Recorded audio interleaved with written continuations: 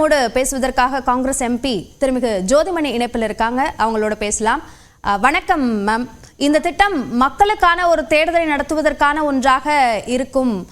இதனால ஒரு நிலையற்ற ஆட்சி நிலவுதே அப்படின்ற ஒரு சூழல் மாறும் அப்படின்ற கருத்தை பாஜக தரப்புல இருந்து சொல்றாங்க. உங்களோட கருத்து என்ன? நிலையற்ற ஆட்சி ஏன் வருது?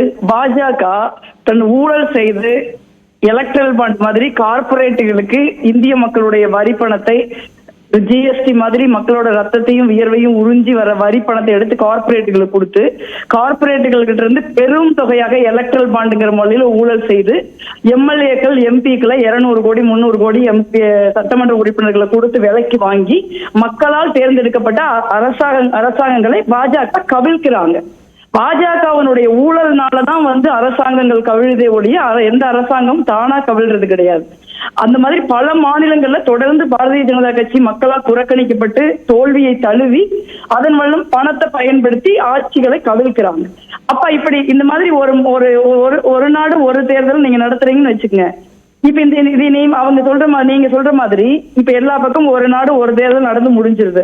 அதுக்கப்புறம் ஒரு 5 மாநிலத்துல ஆட்சி கலைஞ்சு போகுது. அப்ப என்ன பண்ணுவீங்க? ஏதாவது உத்தரவாதம் இருக்குதா 5 மாநிலத்துல ஆட்சி கலையாதுன்னு சொல்லிட்டு?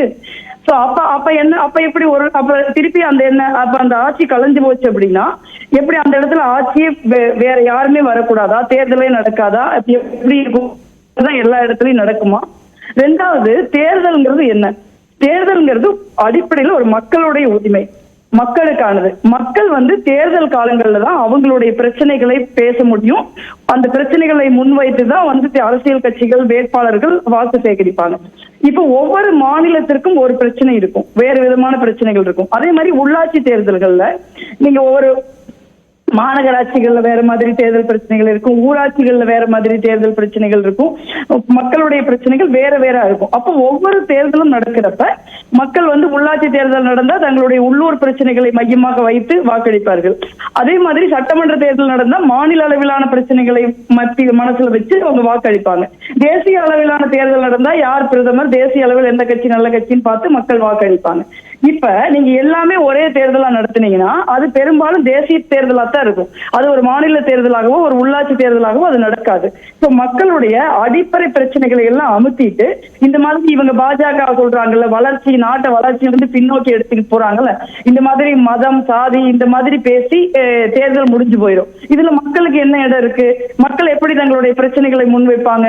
மக்கள் பிரச்சனைகளை முன்வைத்து எப்படி அரசியல் கட்சிகள் வாக்கு சேகரிப்பாங்க? எல்லாரும் இவங்கதான் பிரதமர் வேட்பாளர், இதுதான் தேசிய அரசியல் சொன்னா முடிஞ்சு போயிடும். அப்ப நம்மளுடைய மாநிலத்தின் பிரச்சனைகளை நம்ம எப்படி முன்னெடுப்பது? உள்ளாட்சி அமைப்புகள் லோக்கல் இருக்கிற பிரச்சனைகளை நம்ம எப்படி முன்னெடுப்பது? இது பாரதிய ஜனதா தன்னுடைய வசதிக்காக மக்களுடைய வரிப்பணத்தை பயன்படுத்தி இந்தியாவில இருக்கிற ஜனநாயகத்தை அழித்து இது ஒரு அதிபர் ஆட்சி முறைக்கு அவங்க வித்துடுறாங்க. அதாவது நரேந்திர மோடி அவர்கள் சரிந்து வருகிறது. அவரே ஏறக்குறைய ஒரு 4 ரவுண்ட் தோல்வியின் முகத்தில் இருந்துதான் இந்த தேர்தல் அவர் ஜெயிச்சிருக்காரு. அவர் போட்டியிட்ட உத்தரப்பிரதேச மாநிலத்துல பாரதிய ஜனதா படுதோல்வியை சந்திச்சிருக்குது. காங்கிரஸ் உள்ளிட்ட இந்தியா கூட்டணி பெரிய வாக்கு வித்தியாசத்துல யூபியில நாங்க ஜெயிச்சிருக்கோம். இந்த மாதிரியான ஒரு சூழல்ல இந்தியாவில் தேர்தலை நடத்தாம பண்றதுக்கான ஒரு முன்னாடி அவங்க அறிவிக்கிற அறிவிப்பு தான் இதுன்னு நான் நினைக்கிறேன். இது முழுக்க முழுக்க இந்திய ஜனநாயகத்திற்கும் இந்திய மக்களுக்கும் விரோதமானது. பாரதிய ஜனதா கட்சியின் ஒரு ஊழல் மலிந்த ஒரு ஆட்சியை, மக்கள் விரோத ஆட்சியை, ஒரு வன்முறை மிகுந்த ஆட்சியை தொடர்ந்து நடத்துறதுக்கான ஒரு யுக்தின்னு தான் நான் நினைக்கிறேன். இது மிக தவறானது. இது நாடாளுமன்றத்துல மசோதா தாக்கல் செய்யப்படும் பொழுது இந்தியா கூட்டணி இதை கடுமையாக எதிர்க்கும். உங்களுடைய கருத்துக்களுக்கு நன்றி திருமிகு ஜோதிமணி.